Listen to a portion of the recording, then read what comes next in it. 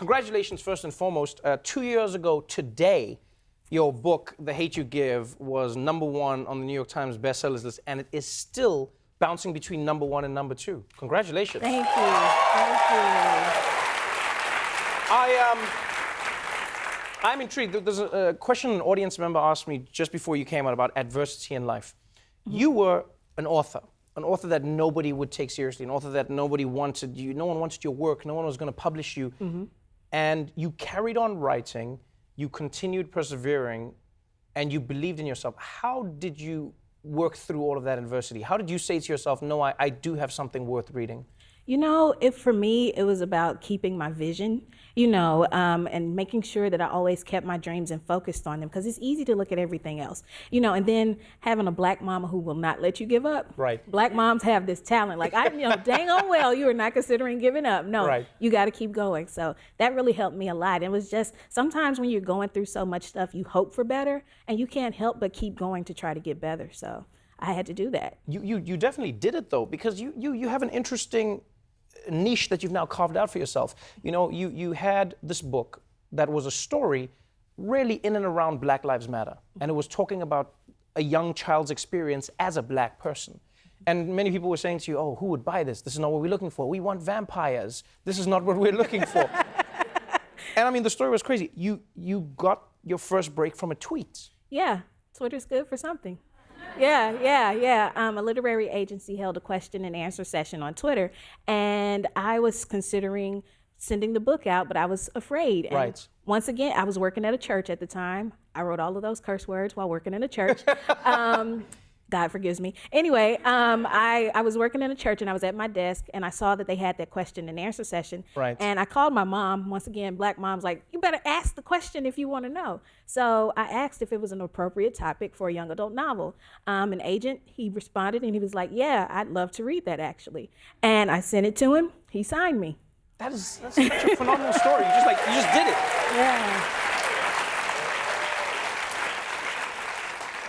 You bring up the curse words, and what I really found interesting about your books is that they are written in such an authentic, fast-paced manner. It's about young adults. It's about kids who are growing into adults. It's about life. And there are some schools that didn't want to take your book, even though kids loved it, because they were like, this profanity that the kids are using in the book, we don't want our children reading this. How did you respond to that? Well, my first thought was, you must not be listening to those kids in the hallways. But at first I was angry. I can't lie. I was so angry because I knew that was a cop-out. Right. Like, you can say that. And I will tell you this, there are exactly 89 instances of the F word in The Hate You Give. I counted on my Kindle.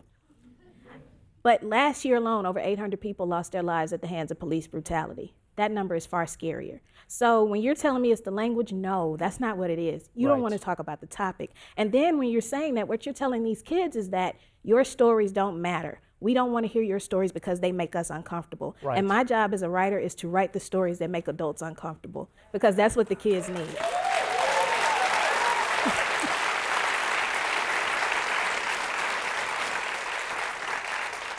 The Hate You Give was turned into a really successful film.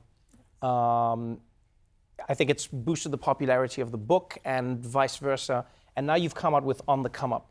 What I really love about the story is it's the story of another young woman her dream is to become a rapper. Mm-hmm. She grows up in basically the same neighborhood as the character from The Hate You Give, but they live very different lives, very different stories. Did you do that on purpose, to put them in the same world, but have them be completely different? Yeah, absolutely. They don't even know each other, because not all black people know each other. What? I know, right? Shocking.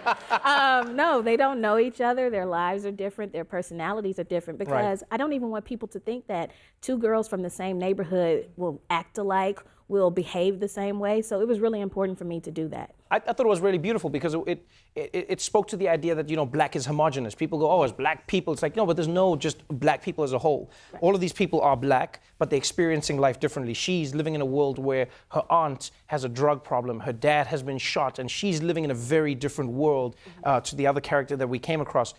Why was hip hop such a big part of this book? Why do you think that's one of the driving forces that moves the book and your writing? You know, hip hop spoke for me when books didn't. I loved reading as a kid, but as a teenager, I hated it. You know, you kind of alluded to vampires. You know, when I was a teen, Twilight was the big book. Right. And I have nothing against Twilight at all, but my mom wouldn't have let me date a 300-year-old vampire. So I couldn't connect. You know, in the Hunger Games, she would have been like, I volunteer as tribute, and they would have been called Mama Won't Let You Go Hungry Games. That's a whole different book.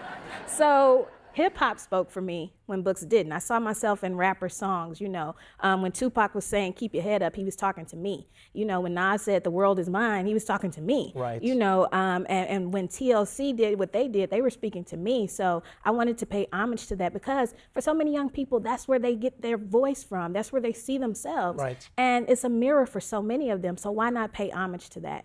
It's one of the reasons that you've been so successful. Your book, The Hate You Give, was #1 on the New York Times bestsellers list. Unfortunately, it's been knocked off the #1 spot by your second book, On the Come Up. Do you have a little beef with yourself sometimes? Like a moment? Well, I did earlier today because The Hate You Give took the #1 spot back. Right. And I'm like, Star, please let your little sister shine.